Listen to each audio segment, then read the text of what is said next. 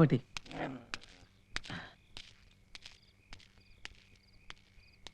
ആ വന്നോ? താനിത് എവിടെയായിരുന്നു? കാണാതായപ്പോ ഞാനിങ്ങ ഇറങ്ങി. പുരയിലെ ഏറ്റവും വിലപ്പെട്ട അതിഥി വന്നിരുന്നു, ദേവറാവു. അതുകൊണ്ട് ഇറങ്ങാൻ കുറച്ച് വൈകി. താൻ ഇപ്പോഴേ കഴിച്ചിട്ടുണ്ടോ? ആ, കുറച്ച്. വല്ലാത്തൊരു വിമ്മിട്ടം.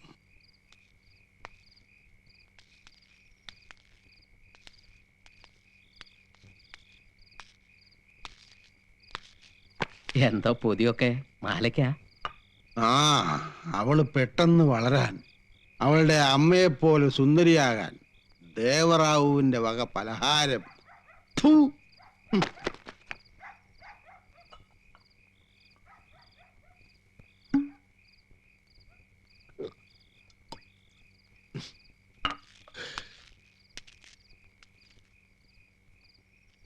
വിധിയാണടോ.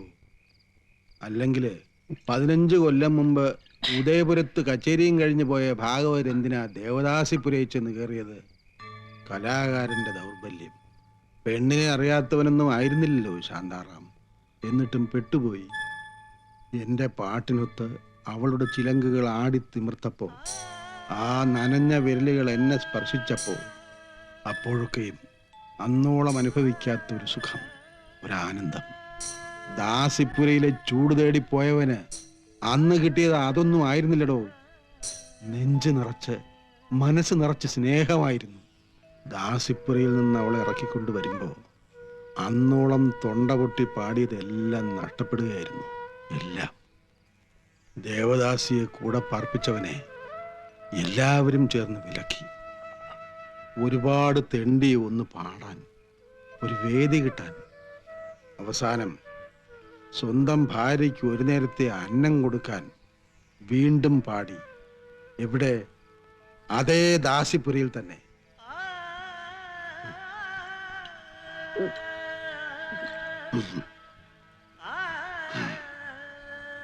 ശാന്താറാമിന്റെ കണ്ണീരിന്റെ ഉപ്പ് നുകരാൻ എന്നും അവൾ കൂടെ തന്നെ ഉണ്ടായിരുന്നു. കണ്ണു തുറക്കാത്തൊരു ചോരക്കുഞ്ഞിനെ തന്നിട്ട് അവൾ പോകുന്നത് വരെ. അവള് മരിച്ചിട്ടും ശാന്താറാം തളർന്നില്ലടോ. മനസ്സ് തളരാതിരുന്നിട്ടും ശരീരം തളർന്നു. രോഗിയായി. ആകെയുണ്ടായിരുന്ന വീടും പോയി. ഇപ്പോ എനിക്ക് പേടിയാകുന്നടോ. ശരിക്കും എന്റെ കുട്ടിക്ക് വില പറയുക അവരിപ്പോ. അവള് വലുതാകാൻ കാത്തിരിക്കുക. തനിക്ക് മകളെയും കുട്ടി എവിടേക്കെങ്കിലും പോയിക്കൂടെ? എവിടേക്ക്? അതും ഈ ശരീരവും കൊണ്ട്. തെണ്ടിയിട്ടാണെങ്കിലും ഒരു നേരത്തെ ഭക്ഷണം ഉണ്ടാക്കാമെന്ന് വയ്ക്കാം. അതുമാത്രം പോരല്ലോ. അവളുടെ പ്രായം, അത് അവളെ എവിടെയെങ്കിലും രക്ഷപ്പെടുത്തുമോടോ? പിന്നെ കൊടുക്കില്ലടോ. ഞാൻ ഒരു സമ്പ്രദായത്തിനും ഞാൻ അവളെ കൊടുക്കില്ല. പൊക്കിൽ ജീവനുള്ളിടത്തോളം അവളെ ഒരു ദേവദാസിയാക്കാൻ ഞാൻ സമ്മതിക്കില്ല. ജീവിതത്തിൽ എല്ലായിടത്തും തോറ്റ ഈ പാവം ഭാഗവതർക്ക് എവിടെയെങ്കിലും ഒന്ന് ജയിക്കണ്ടേടോ. ഏയ്, എന്താ ഇത്? താനിത് കഴിച്ചേ, എന്നിട്ട് വാ.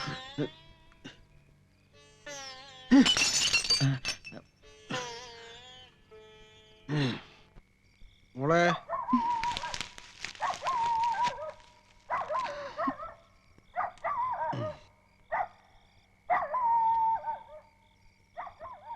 മോള് വല്ലതും കഴിച്ചോടി? അച്ഛനെടുത്ത് വെച്ചിട്ടുണ്ട്. ആ, അച്ഛാ. വേണ്ട, മോള് കിടന്നോ. അച്ഛൻ എടുത്ത് കഴിച്ചോളാം.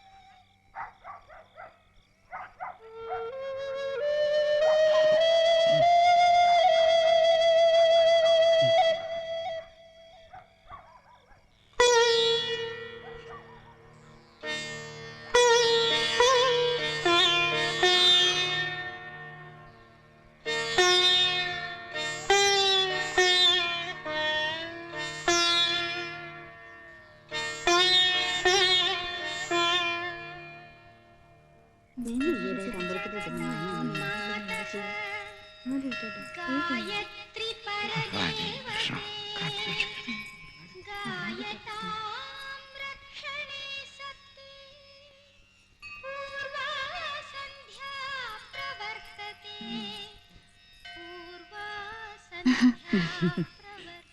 നിങ്ങൾ നടന്നോ?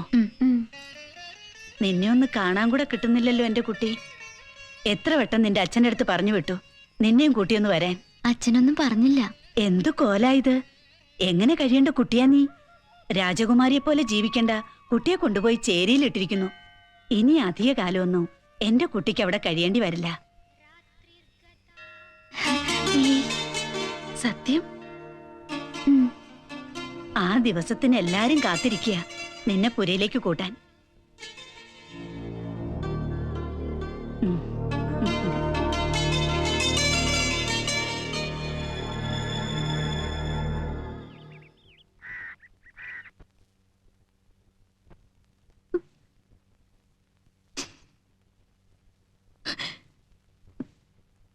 ഇത് കുടിക്കേ, കുറച്ച് ആശ്വാസം കിട്ടും. വേണ്ട, ഛർദ്ദിക്കും എന്ന് കരുതി ഒന്നും കഴിക്കാതിരുന്നാലോ? അത് കുടിക്കേ.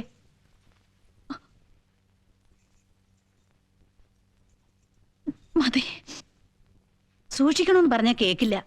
ശ്രദ്ധിക്കേണ്ടത് നമ്മളല്ലേ? നിന്നെ പോലെ തന്നെയല്ലേ മറ്റു കുട്ടികളും?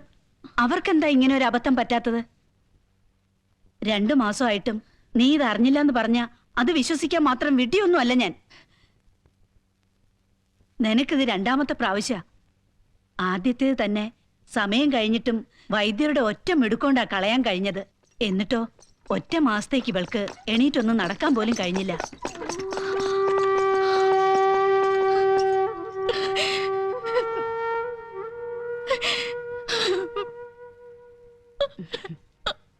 നിന്നെ കരയിക്കാൻ പറഞ്ഞതല്ല. പെൺകുട്ടിയാണെങ്കിൽ പുരയിലമ്മയ്ക്ക് സന്തോഷമേ ഉള്ളൂ. അങ്ങനെ ആവട്ടെ എന്ന് പ്രാർത്ഥിക്കും. കാര്യങ്ങളൊക്കെ കൃഷ്ണൻ പറഞ്ഞില്ലേ? എല്ലാവരും ഒന്ന് പുറത്തേക്ക് നിന്നോളൂ. നിന്നോളൂ നിന്നോളൂ.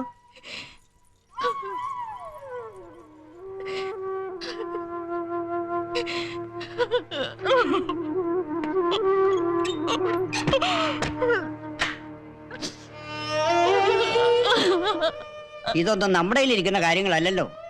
കിടക്കൂ.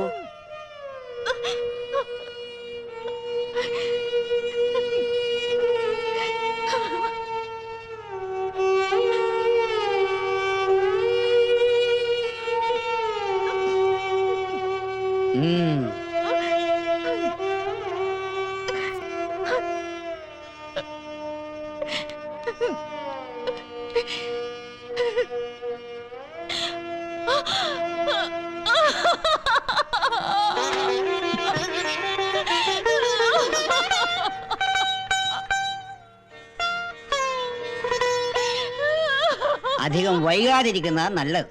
ആൺകുട്ടിയാണെന്ന് ഉറപ്പാണോ? അതെന്താ ദേവം അങ്ങനെ ഒരു ചോദ്യം?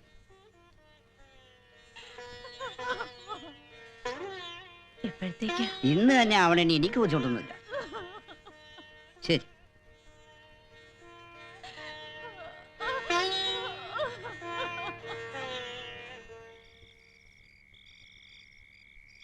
എന്നാലും അതാടെ ആയിരിക്കും. ഏത് ഗർഭം ഇതേതാ മാസം? മാർച്ചല്ലേ? അതല്ലടോ, അവക്കിതേതാ മാസം? 2 അവള് പറഞ്ഞേ. വൈദ്യരുടെ കണക്ക് മാസം 3. 3.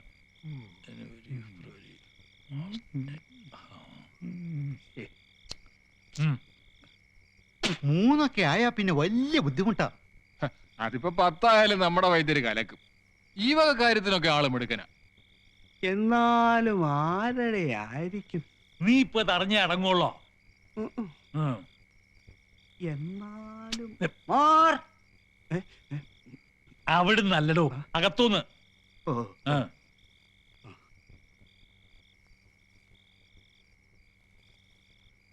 എന്നാലും അതാരുടെ ആയിരിക്കും?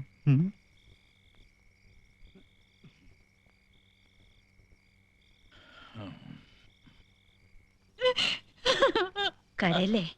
ഒന്നുമില്ല. എന്നാ എന്റെ ദേവം പുറത്തേക്ക് നിന്നോളൂ.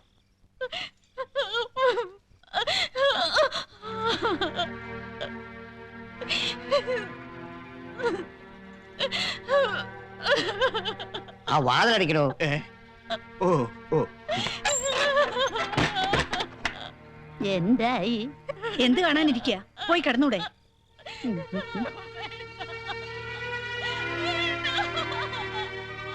വൈദ്യര് പറഞ്ഞിട്ട് ഇന്നോളം തെറ്റിയിട്ടില്ലല്ലോ. ഈ പൊരയിൽ ആൺകുട്ടികൾ പറഞ്ഞിട്ടുമില്ല. മിണ്ടരുത്. അകത്ത് പോ. പോവാൻ. തനിക്കൊരു കോളുണ്ട്.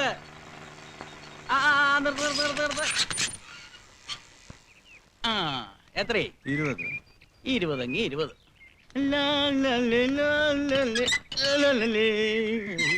ദേ നമ്മുടെ അവിരു. ആ.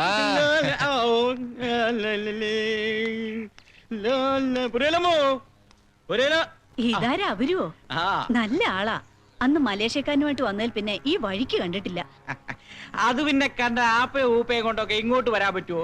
അന്തസ്സില്ലാത്ത ഒരുത്തിനെയും കൊണ്ട് അവര് വരില്ല. എന്താ വന്നിട്ടുണ്ടോ? അത് പിന്നെ അവരുവിനെ എനിക്കറിയില്ലേ. തന്റെ ആ സേട്ടുണ്ടല്ലോ, ആ പശുവിന്റെയും പന്നിയുടെയും തോലൊക്കെ കയറ്റി അയക്കുന്ന. ആ എല്ലാവരും ഉണ്ട്. ആ അവർക്കൊക്കെ വേണ്ടതേ പുതിയ പുതിയ ഫിഗറുകളാ. അവര് നോക്കിക്കോ. ആ എന്റെ മാല ഒന്നിങ്ങ് വന്നോട്ടെ. ഓ പിന്നെ ഈ പറഞ്ഞോമാരൊക്കെ ക്യൂ നിൽക്കും ഇവിടെ. അതൊക്കെ പോട്ടെ. ഞാനിപ്പോ വന്നത് എന്തു കോളുമായിട്ടാന്നാ പൊരേലമ്മ കരുതിയേ? വെറും കോളല്ല, മലങ്കോള്. ആരാ പാർട്ടി? സിംഗപ്പൂരും മലേഷ്യ ഒന്നും അല്ല, ഡൽഹിയാ. ആ. ന്യൂഡൽഹി. ആ. പിന്നൊരൊറ്റ നിർബന്ധമേ ഉള്ളൂ, പാട്ടും കൂത്തും വേണം. ഹാ നിന്നേ. അതാ ഞാൻ പറഞ്ഞത് തനിക്കൊരു കോളുണ്ടെന്ന്. എപ്പോഴത്തേക്കാ വരവ്? ഹാ വന്നോണ്ടിരിക്കല്ലേ. കേട്ടില്ലേ ശാന്താറാം? എങ്ങനെയാ? ചെയ്യാം. ആ,